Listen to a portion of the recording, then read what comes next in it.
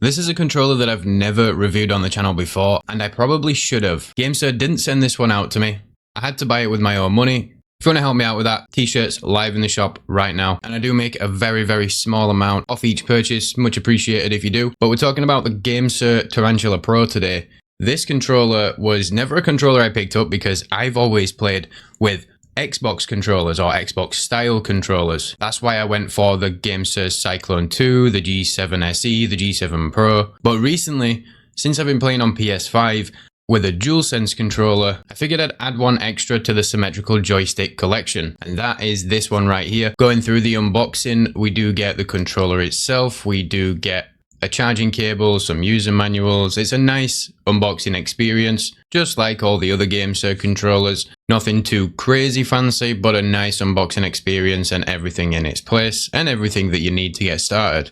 They call this the Tarantula Pro for one reason, and it looks like a spider's face when you look at it from the front, or at least I'm assuming that's why anyway. But actually what this controller looks the most like is a Sony DualShock 4, or not looks like, but more feels like. It's roughly the same size, it's a little bit heavier, but the joysticks are pretty much in the same place, even down to the handles feeling very, very similar. So ideally this controller is for someone who really, really likes the DualShock 4 controller, but wants to bring that to 2025. And although this controller was released quite some time ago, probably, I think it was even 2023, I can't even remember. But it was a very long time ago, roughly around the same time as the Cyclone 2.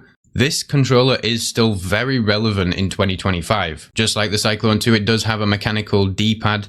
It does have 2 extra buttons on the back. It does have their Magres TMR joysticks, the same that you find in the G7 Pro and the Cyclone 2. It does have clicky instant triggers as well, just like the Cyclone 2. This is basically a Cyclone 2, but for PlayStation players. You do have the same joystick caps with the metal rings on there. You can pull these off to take the rings off if you like, but these joysticks feel nice and smooth with them on. One thing that this controller has that the Cyclone 2 doesn't is an interchangeable ABXY layout. So this controller has 2 layouts built in, and it's got a little motor on the side of the controller here on the face.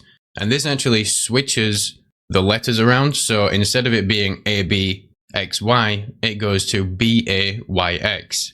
Basically the same as a Nintendo Switch layout. When they make these controllers, they are primarily for Nintendo Switch, but the majority of people that actually buy these things end up playing on PC, and most of them don't even own a Nintendo Switch. So yeah, when I plug this thing into my PC, it does seem to automatically switch the layouts around to the Xbox layout, so ABXY. And I'm one of those people that doesn't have a Nintendo Switch. I only play on PC and Xbox and PS5. So what happens to this thing when you do connect it to a Nintendo Switch? I have no idea. But yeah, that obviously means that it does have Bluetooth, and you can connect it with a cable, and in the box as well does come a 2.4 GHz dongle, so you can use it wireless on your PC if you wish. One thing I really like about this one as well is it does have that recessed USB-C port as well, like what you find on the GameSir G7 range. We didn't see this kind of thing on the Cyclone 2, which was a shame, but I went ahead and 3D printed my own.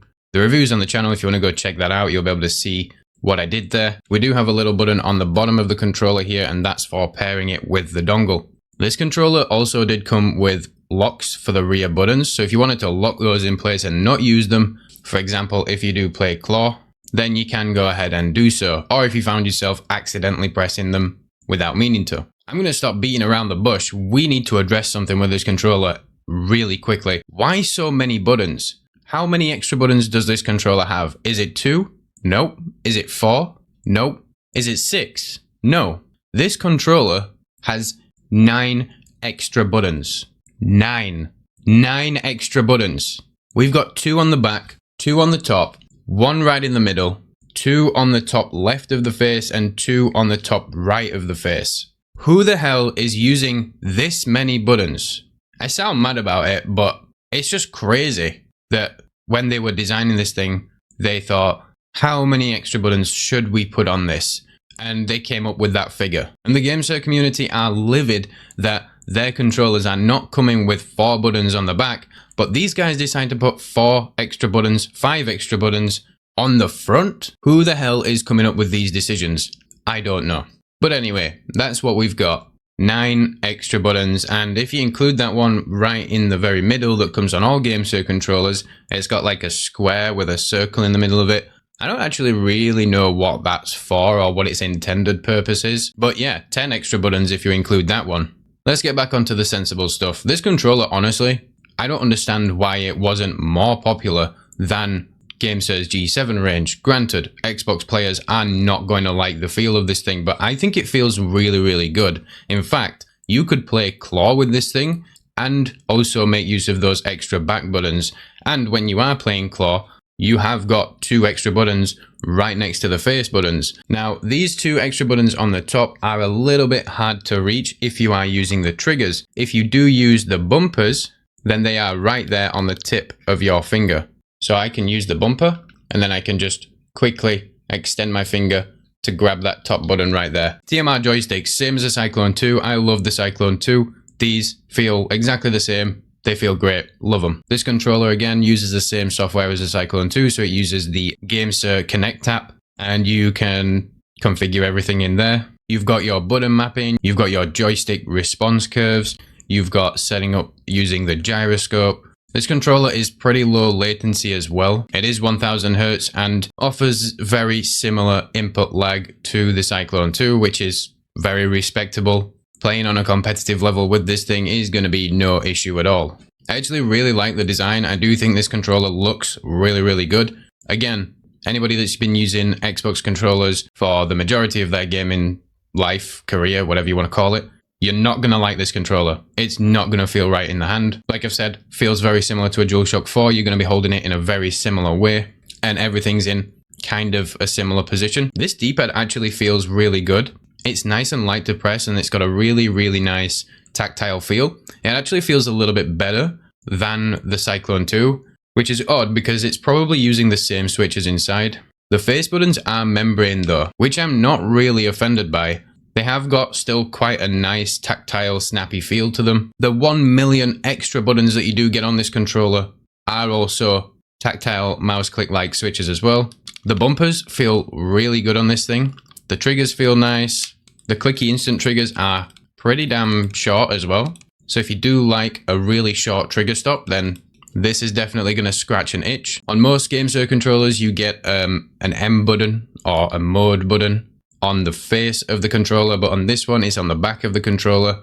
It's a little bit big and ugly. They definitely could have made that a little bit smaller, but it's there and you're probably going to be using it every now and then, so that's where it is. The build quality feels like your typical GameSir. Excellent. Other than not being natively supported on any consoles, this controller does offer everything you are going to want in a controller.